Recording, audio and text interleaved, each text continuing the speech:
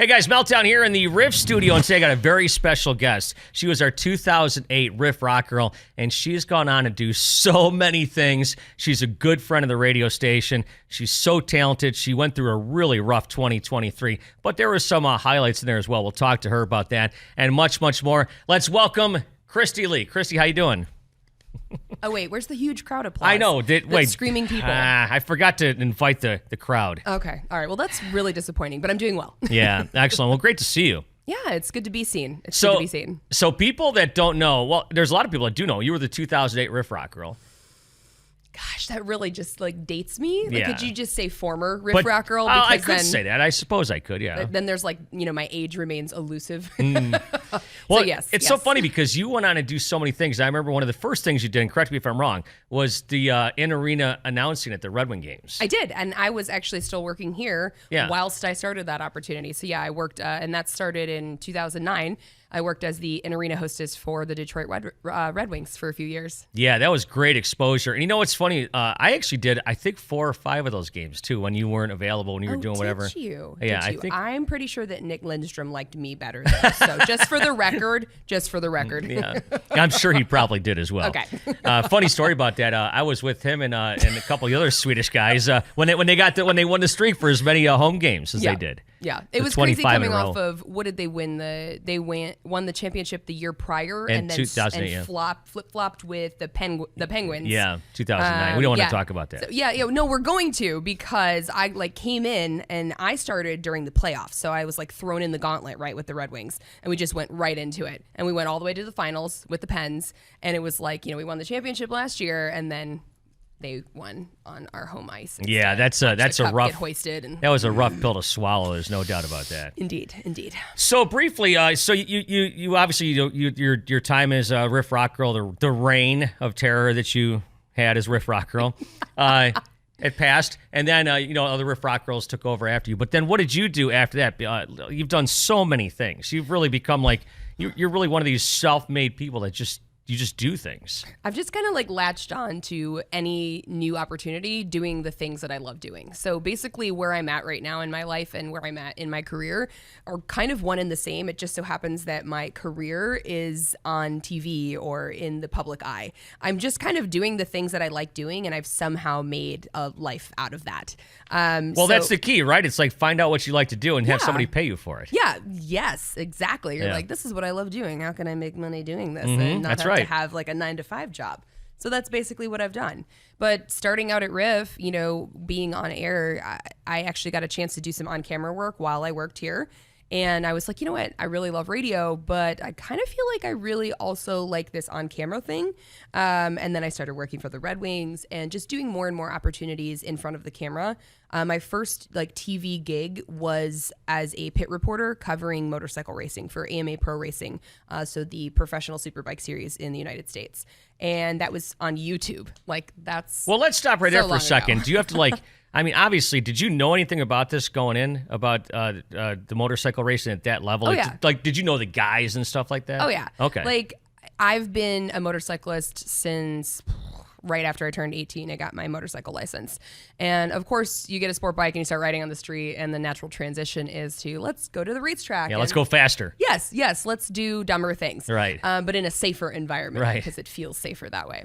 So bring your bike to the track, do all that fun stuff. So being around the racetrack and motorcycles and motorcycle racing in general was a natural transition for me. And I actually pursued that. So I wanted to be a pit reporter, and I wanted to cover motorcycle racing. So from there, just doing YouTube videos at the track, I ended up getting a job with Speed TV, also dating myself again here, before it flipped to Fox, and worked as a pit reporter covering arena cross for Speed, live on Speed. That was my first legit TV gig. And then I also started working on All Girls Garage around the same time. And that was my first TV hosting gig. And what year are we talking about? You say around the same time. 2012, 2013? Well, because I'm so young, I have such a extensive memory of all of these dates. This was probably 2011. Okay. Yeah, 2011, 2012, I think. 2012 was my first year covering AMA Pro Racing full-time. And then the Arena Cross also, I think I did in 2012. Yes. because I think that was the last year for Speed TV before they flipped. Okay. And then All Girls started in 11, 12, around the same time. So you're doing All Girls Garage, and the girls, you and the two other girls, you guys work on cars and do this kind of thing. But you're also doing other things. That's not the only thing you're doing, right? You mean like when the show's going on, or just like in general? Just in general. I mean, we did all kinds of. Gosh, I was on the show for 8 years. We did all kinds of projects over that span of time, and the show is still on air. I'm not on the show anymore, but we do all kinds of projects. It's everything from, turbos to full resto mods, modern cars, JDM. We worked on motorcycles. We did Polaris slingshots, big rig trucks. We worked on a monster truck, just a little bit of everything. So basically the gist of the show is like, hey, today we've got this project. Here's what we're going to do with it. Let's show you how. And that's kind of how it would go every episode. And then for many years, of course, when they were doing the thing with Dodge there at M1 Concourse, around the Woodward Cruise, you're hosting that. You're doing stuff for that as well, aren't you? Yeah. I started with All Girls Garage way back when, and that was Velocity. A few years later, that turned into Motor Trend, the same network, just a different face. And then Motor Trend started doing Roadkill Nights powered by Dodge at the M1 Concourse. And so I think this was like my 6th year. It's like the 7th year of doing it, 8th year. I don't know. There's and one year so many you raced. numbers. So many numbers. One year you raced a car. I did. Yeah. I did. Actually, 2 or 3 years I got to race. Oh, did that many times? Okay, I didn't know that. So they did like a celebrity shootout one year. I think that was the first year they did it. And they kind of had, different car TV type celebrity celebrity folk. And we were just drag racing and competing in like, the latest Hellcat. So that was pretty fun, getting to actually drag race on Woodward Avenue. And I will state for the record that Cristy Lee did come up to me and say that I could not do that because it was a celebrity drag race. Did I say that? Yeah, you did. Sorry about that. That seems about right. That's the relationship we have, though. I thought it was going to be more of a joke about reaching the pedals, but I don't really have a lot Right. to No, well, I would have had to use yours there. with the blocks on the pedals, for sure.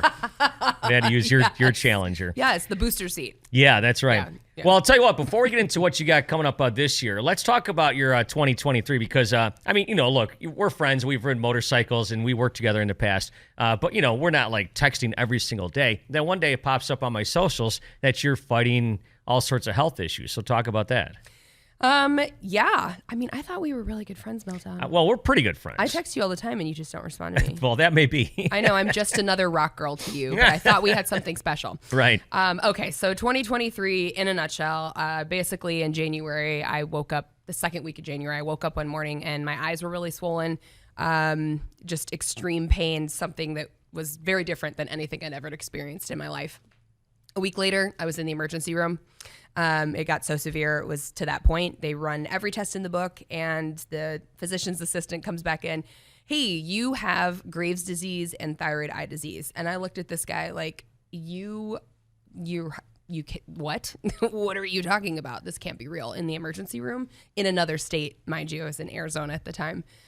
So fast forward a few months later, and yes, turns out I do have Graves' disease and thyroid eye disease. And both are autoimmune disorders. Graves' disease, relatively common. It's a thyroid hormone dysfunction, and it affects your thyroid directly. So it causes inflammation and a whole slew of other problems with your body. Your thyroid regulates everything in your entire body. It's extremely important, even as small as it is.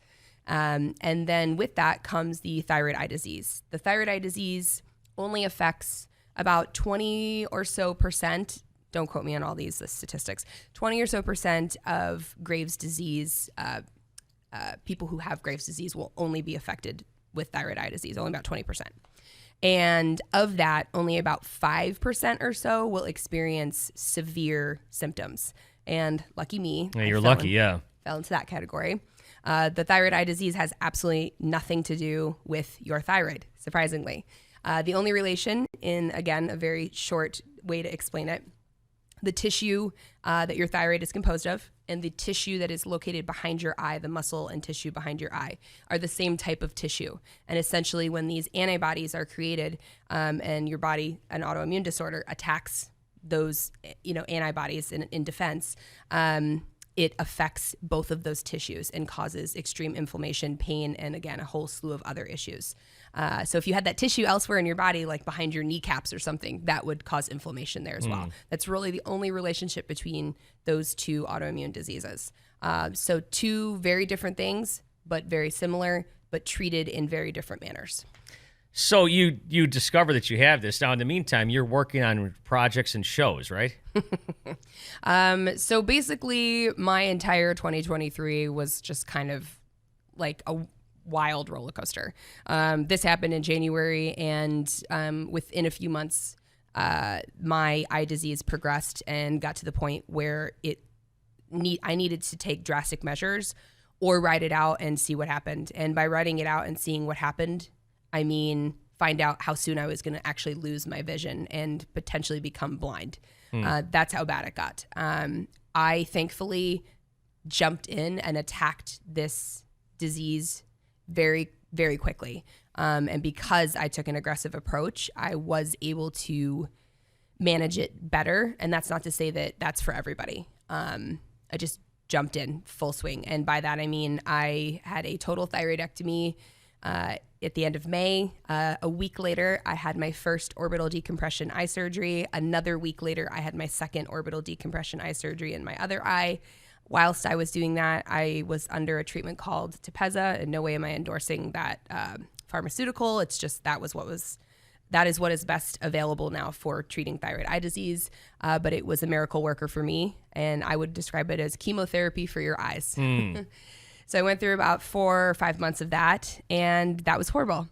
Everything from just extreme fatigue, muscle pain, to hair loss, to just not being able to get out of bed. I think one of the hardest things for me with this disease and just all of the health issues was not only going through all of it and just being fatigued and drawn out and exhausted, but the disfigurement that comes with the thyroid eye disease and how it changed my face, and the proptosis and edema and swelling that happened in my eyes. Basically, it's eye bulging. That's what the disease causes. When it swells, it causes your eyes to push forward. And that completely changed how I looked and how I felt about myself. So struggling with that was probably the hardest part for me. And with that came struggling with my own mental health. So there was definitely a pretty dark time for me in 2023 where I was going through all this and I was changing and there was nothing I could do about it. And my face was changing, and going through that experience and being completely helpless along the way, it's hard. It's hard. So yeah, and especially when you're living your life in front of a camera. Yeah, especially like my entire livelihood. And that's not to say that someone who goes through this who isn't on camera has it any easier by any means. Right. I think this is equally difficult across the board. It just kind of came twofold for me because it attacked me personally and professionally. So it's like, this is my living right here. And, you know, my face and how I look and everything will probably never be the same. And I've kind of just accepted that. But I'm pretty grateful for the outcome that I've had now with going through 3 major surgeries in such a short period of time. Some pretty intense treatments. I mean, 2 weeks ago, I had an orbital steroid injection in both of my eyes, which is as fun as it sounds. Yeah. So I'm not out of the woods yet, but I'm starting to see a little clearing in the distance. Well, you look great. I mean, I'm not just saying that. I would have never, known. I mean, seriously, we worked together for so long. It's like, you look fantastic. Well, thank you. I'm harder on myself, I think, than anybody ever would be. I mean, I wish that I could just go back and look like I used to look. I don't want to look like a better version of me or like a younger, fresher. I just want to look like me again. And I have to accept that will never happen. But thank you. I do appreciate that. Now, of course, at near the end of the year, then you got married. I did. Oh, you dropped the M-bomb, didn't you? You just like transitioned from one life tragedy to another. I mean.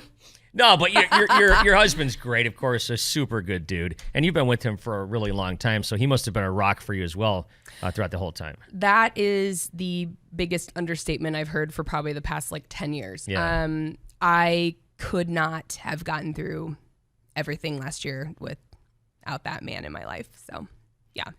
Yeah, that's Sorry. great. So how was the wedding? Amazing. Yeah. Amazing. You should have been there. Just saying. Yeah, I know. That's on you, not me. But yeah, so wedding was amazing. We had basically just a massive party and celebration.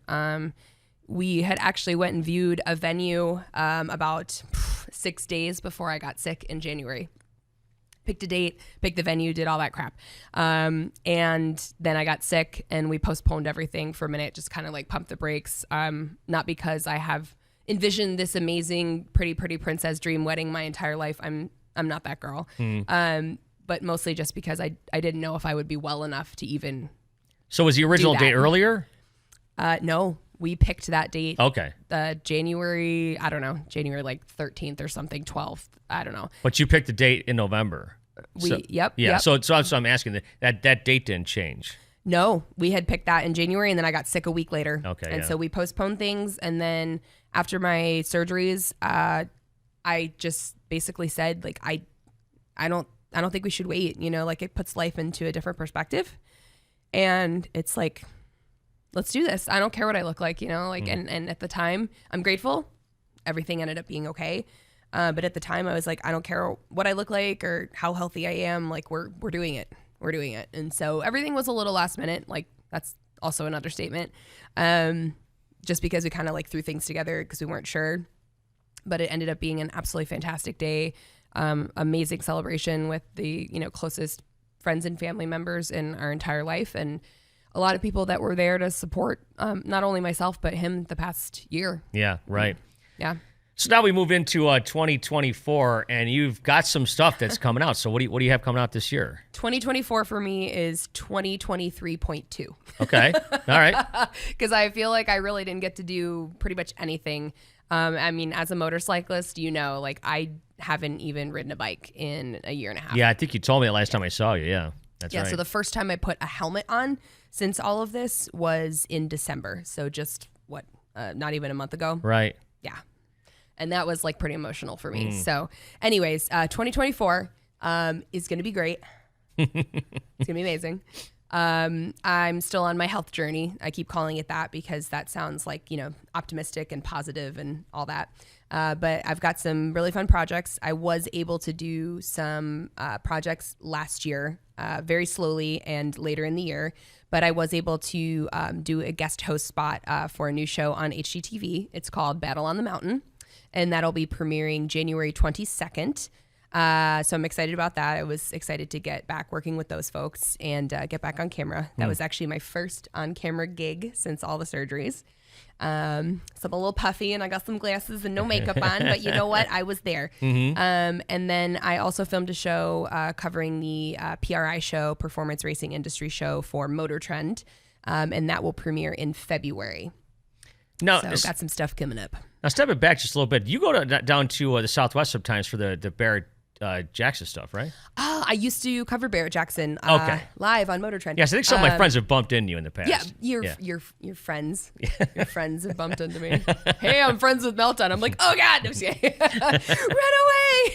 away. Yes, I think a few of your cronies have bumped into me before at Barrett Jackson. But I did get to go to Barrett last year, and my eyes had just started to kick up right then, so I got to be as cool as I possibly could and do my best Jackie O impression and wear sunglasses the entire time I was at Barrett Jackson. But I think people were looking at me like, why is she wearing sunglasses inside? I'm like, I swear it's not because I think I'm really cool. I'm a mess. Well, that's great. So 2024 is shaping up to be a pretty good year for you. I think so. And I've got some, fun stuff planned. I was able to pick up a new shop space, a new garage space. So just been working on getting that in order. What are you doing with that? I'm actually going to launch a new brand called Motor City Built. It's kind of a way for me to bring everything I do in the home resto, real estate, renovation scene, and all the stuff that I love doing in automotive and motorcycles and motorsports together under kind of one umbrella. And then all of my car projects, of course, are going to take place in the shop. So actually filming in 2 days in the shop. But getting that in order and getting everything situated in there has been a big undertaking. So it's almost done. Just got the toolbox and cabinetry installed a couple days ago. And then got the lifts installed a few weeks ago. And the shop's looking good. It's coming along. And you got some new members of your family recently, some puppies? Oh, no. They are temporary members of the family. Gotcha. Okay. Yes. So with all of this going on, I've got new shows premiering and a whole press tour I'm trying to do right now, and adjusting to life, dealing with the health stuff, a million other projects going on.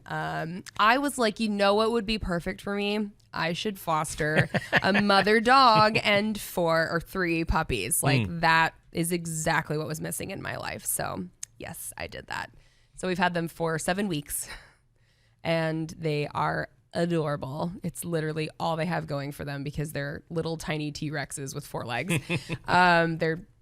They're terrors, but they're so cute. And it's really been rewarding for 2 reasons. One, because I've got to watch them grow. I nursed them.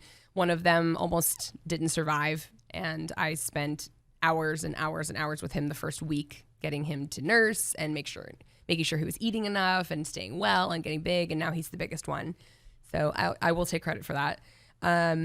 But also, not just the growing process, watching them grow, but also, helping out so many dogs in need. Like, I'm really passionate about the dog community. There's just so many dogs out there. The population control with animals is just unreal. And what's happening not only locally, but nationally, in shelters and rescues it's deplorable. There's no such thing as a no-kill shelter. Like, it doesn't exist. So yeah, and it's good to take care of those around us that are the most helpless. Yeah, and they rely on people heavily. So, you've got generations and generations of a domesticated breed that are pretty reliant on humans. And yeah, can they survive in the wild? They'll probably make it, but not all of them do. Yeah. So, you've got destitute dogs everywhere and dogs in shelters that just need a home and want to be loved. And they don't have that. So anyways, and unfortunately, I hate to say that pit bull breeds specifically are, the greater of that population. I have a rescue pit bull myself. And that's the foster dogs that I have as well, are little pitty mixes. But yeah, they're out there. So I hate to, jump on the bandwagon and say adopt, don't shop, but there's a lot of dogs that need love. And, if you can't adopt a dog, it's a huge commitment. I understand that, but here's my shameless plug. Consider fostering. Even if you have like a spare room in your house, I've got my mom and pup staying in my laundry room. And they're actually completely separated from my dog because she is dog reactive. So they've 2 totally different spaces in my house. Is it difficult? Absolutely. But it's a chance at a better life for 4 animals. So that's why you do it. Yeah, good for you. My daughter has 2 pit bull dogs, and they're just the greatest dogs. Then so good. I was thinking about this recently. I think I've only gone 3 months in my entire life without a dog. That's it. Do you want a puppy? Because I have 3. I have my little Miss Abigail, the 2 different color eyes. Okay. So, all right. Little Miss Abby, yeah. And she would love like a puppy friend. Oh, I'm sure she would. I know. Now I'm like stewing with, do I keep a puppy or, oh my gosh, it's so hard. Well, let's hope my wife doesn't see this because she'll be calling you. So I have pictures. They're so cute. Oh my God. Anything else you got going on that you want to plug? Yeah, just like, stay on top of my social media. Yeah. I've got the HGTV show coming out, Motor Trend show coming out. I've got a ton of projects in the shop that are underway. There's always a car project. I'm getting the 1967 Grand Prix. We've been doing some work on that. That's going to get up and running soon. I've got my Hellcat that I bought last year that I did absolutely nothing with because I could not. Yeah. That needs a lot of work. So I'm going to get working on that. My C10 needs a lot of like upgrade goodies. John has a 1950 Chevy 3100. I am looking at buying a track car because I am a crazy person. But I got my SCCA race license last year and never got a chance to actually do any drop-in races. So this year. There you go. It's my year. Well, Cristy, thank you so much for coming in. It's great to see you back here in the hallways of WRIF. And I'm really glad and really happy for you, of course, with how the year ended. Yes. Yeah, it's good to be back here. I'm glad. I'm looking forward to 2023.2. That's right. But it's good to be back here at RIFF. Cristy Lee, everybody. Now the fans. All right. Woo, we'll take care of that in post production. Hire some extras next time. Come on, post.